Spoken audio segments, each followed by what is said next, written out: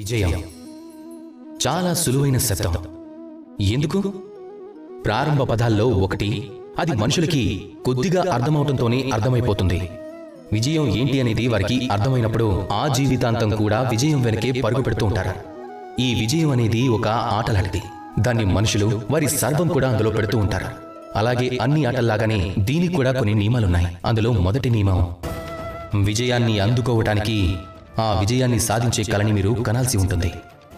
అవును, కానీ కల కనటంతోనే ఏమీ జరిగిపోదు. కల కనండి, దాని తర్వాత మీ నిద్రని మీరే తరిమేయాలి. రాత్రి పగలు కష్టపడాల్సి ఉంటుంది, నిరంతరం ప్రయత్నం చేస్తూ ఉండాలి. అప్పుడే ఈ విజయం అనేది మీ వద్దకు చేరుకుంటుంది, మీ పనుల రూపంలో. కాబట్టి కల కనండి, దాన్ని సాకారం చేసుకోవడానికి కష్టపడండి. ఈ విధంగా చేస్తేనే విజయం అనేది సులువుగా మీ చెంతకు చేరుతుంది. ఇకప్పుడు మనం సంతోషంతో చెప్తాం, రాధాకృష్ణ.